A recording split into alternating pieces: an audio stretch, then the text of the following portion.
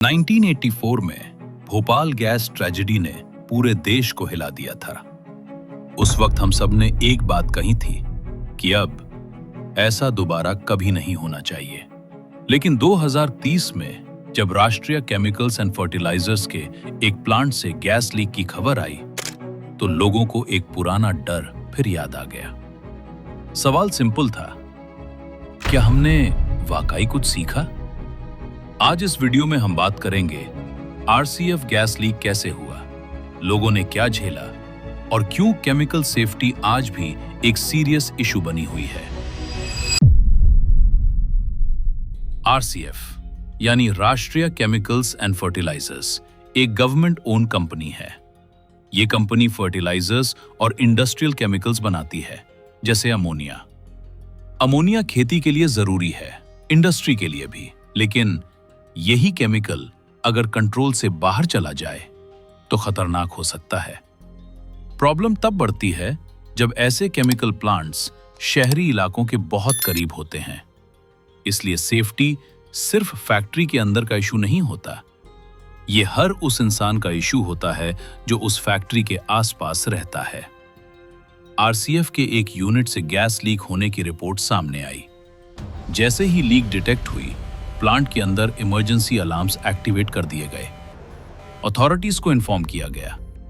Gas का exact nature technical investigation का हिस्सा था, लेकिन ग्राउंड पर लोगों ने एक चीज क्लियर महसूस की, हवा नॉर्मल नहीं थी। आसपास के इलाकों में रहने वाले लोगों को आंखों में जलन होने लगी, सांस लेने में दिक्कत हुई और घबराहट बढ़ने लगी। कुछ लोग समझ ही नहीं पाए कि हो क्या रहा है, जब तक सिम्टम्स और ज्यादा सीरियस होने लगे। इस इंसिडेंट का सबसे ज्यादा असर आम लोगों पर पड़ा। लोगों ने बताया कि आंखें जल रही थीं, गला सूख रहा था और सांस लेने में प्रेशर महसूस हो रहा था। बच्चे और बुजुर्ग ऐसे सिचुएशंस में सबसे ज्यादा वल्नरेबल होते हैं। कई लोग घबराहट में घर छोड़कर बाहर निकल आए क्योंकि उन्हें 1984 का भोपाल याद आ गया। यहां सिर्फ फिजिकल प्रॉब्लम नहीं थी, ये मेंटल फियर भी था। कुछ लोगों को हॉस्पिटल ले जाया गया सिर्फ प्रिकॉशन के लिए, ताकि सिचुएशन कंट्रोल में रहे। गैस लीक कुछ टाइम बाद कंट्रोल में आ गई, लेकिन लोगों के दिमाग में वो कुछ घंटे का डर रह गया। ये बात यहां समझना जरूरी है।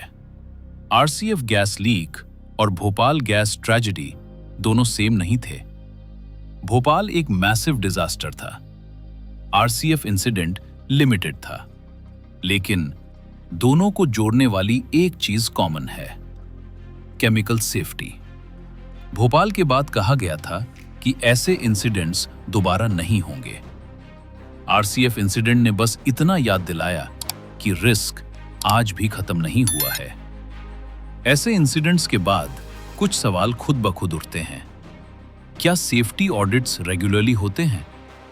क्या इमरजेंसी ड्रिल्स सिर्फ फाइल्स में होते हैं या रियल प्रैक्टिस भी होती है? अगर लीक ज्यादा सीरियस होती तो इवैक्यूएशन का प्लान क्या था? और सबसे इंपॉर्टेंट, पब्लिक को इंफॉर्मेशन कितनी जल्दी मिलती? एक्सपर्ट्स के मुताबिक ऐसे इंसिडेंट्स के पीछे कई वजह हो सकती हैं। पुराना infrastructure, maintenance delays, cost cutting pressure और शहरों का केमिकल प्लांट्स के और करीब आना। हर इंसिडेंट लापरवाही से ही हो ये जरूरी नहीं, लेकिन केमिकल सेफ्टी में जीरो टॉलरेंस होनी चाहिए, क्योंकि केमिकल्स सेकंड चांस नहीं देते।